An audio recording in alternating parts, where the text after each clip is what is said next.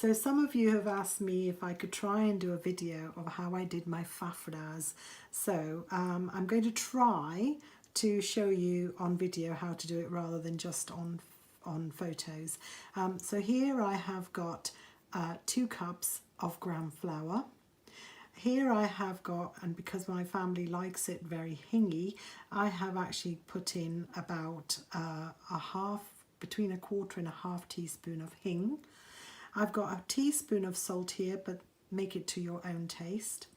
I've got 3 tablespoons of oil here, and I've got about 1/2 tablespoon of coarsely crushed black pepper. And those are my dry ingredients for now, apart from the oil. Okay, so I'm going to put the ground flour in a large mixing bowl. And in there will go the hing. In there will go my salt and my black pepper. We use quite a lot of black pepper, and because my family quite like the black pepper. I'm not putting all of it in. If I feel I need more, I will do that later, but I'm leaving about 1/4 of a tablespoon there and putting 1/4 in for now. I'm then also going to put in the oil, the 3 tablespoons of oil. So basically I'm just going to bring together the dry ingredients with the oil, and I always find it really useful to really aerate it by making it into breadcrumbs. So I'm going to get both my hands in there, and I'm going to really rub the oil through the dough, the flour. So just keep going until all the flour is kind of covered with the oil.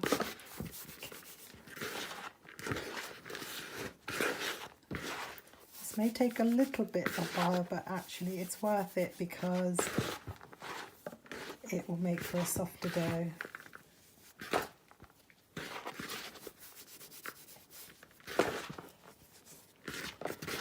Okay, so as you can see, it's fairly breadcrumby. Okay.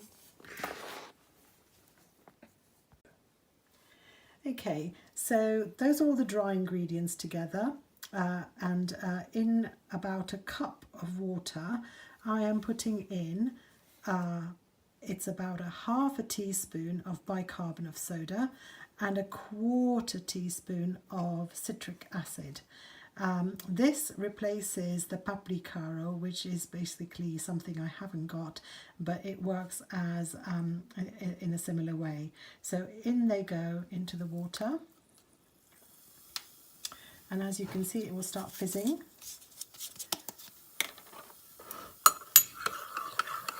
Okay, and then what I'm going to do is, as it's fizzing, I will start to put little bits into the dough, and I will start to bring together the dough. I may not need all of it, or I may need all, it just depends. I have to get a feel for the dough first, and just try and bring this together into a fairly soft dough. This ground flour is going to be very sticky. So you need to just keep popping in water as and when you need it. And just bear in mind it's going to be extremely sticky, but you have to work the stickiness out of it in due course. So you have to keep persevering, because it's really kind of sticks to your fingers, and you really do need to work it quite hard, and you need to keep going for a good 5 to 8 minutes or so of just keeping on going. Now earlier I had a little bit of the oil left over. It's always worth having a little extra oil on the side, just in case you need to help work the dough better. So just keep going. Okay, so I've been kneading the dough for now a good 4 minutes or so, just covering my hands and the dough in a bit of oil and just keep it on going. You can see that the texture is a little less sticky, more doughy, and you can tell it comes apart like Play-Doh, soft Play-Doh. So it's kind of the consistency you're looking for. You just keep. And the longer you knead, the better it is. The more sort of softer and silkier it becomes, but less sticky. And that's what you're after, a soft dough that's not quite so sticky as it was when you first started out. And just keep going. Eventually, when you've done that, you will just need to put another sort of a handful, about a teaspoonful of oil.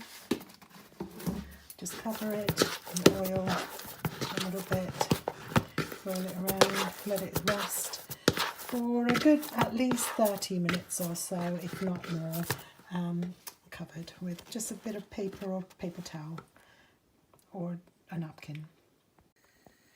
Right, so now it's been about 40 minutes to an hour, and before I just uncover it, I just needed to make a few amendments to the recipes that we've just used, with the ingredients that we've just used, because I'm going along working this out for you.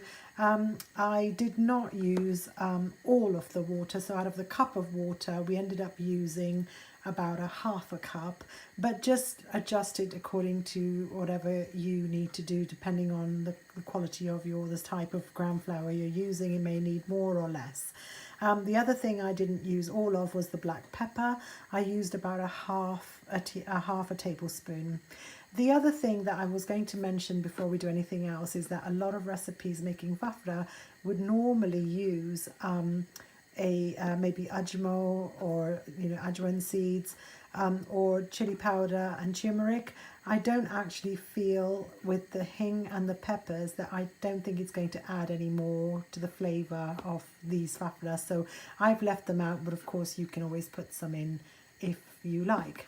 Anyway, I'll now just undo the dough. It's been resting quite a while, and I'm just going to give it another really good kneading, and it's always worth kneading it plenty, because the more you knead, the more soft it will become. Bear with me. Right, so if you need a bit more oil just to keep it supple, then by all means do so. So just a little bit more kneading, maybe another good minute or two. Been kneading it for about a minute or so, and you can see that it's really kind of soft dough. So you just need to keep going till it's like that, and then you can just start rolling it into a big sort of sausage shaped, and you need sort of the size of a little nutmeg ball shape, and you just need to get the rest of your dough into that as many as you can, or until the dough's used up. Okay, so I managed to get all my balls rolled. Just continue to roll them in your hand and just create a small sausage shape. Another thing I meant to mention was that one of the tools you'll need is a really flat sort of thin knife, like a palette knife, and it will help you just ease the fafda off once you've done it. You will need to use the palm of your hand and very gently push this sausage shape to a flat fafda.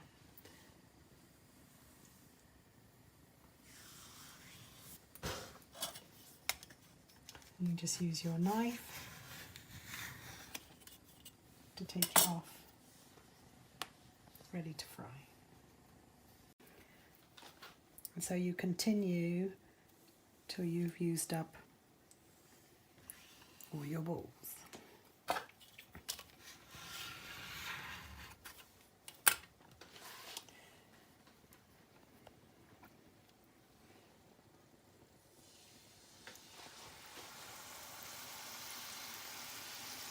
and then just fry them on a moderate heat, because the fafras do not need to go a golden brown. They need to stay crispy but not very red traditionally.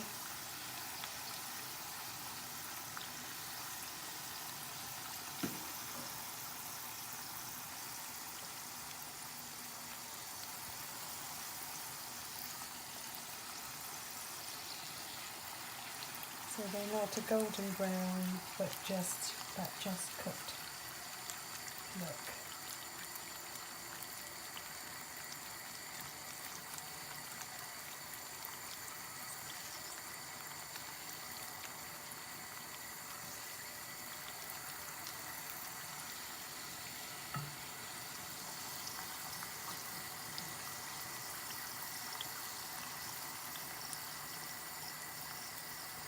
Almost there.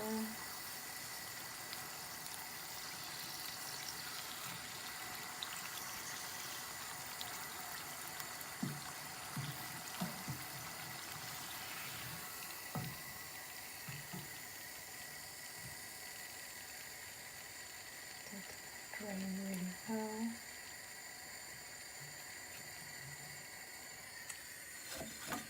And there you have fafras. So basically, thank you so much for your interest in how I make my fafras. It's been a trial and error, something I've always wanted to learn to do. I hope we've all learned this together, and if you do make some, do let me know how they turn out. I'd love to know if it works for you too. Anyway, happy eating!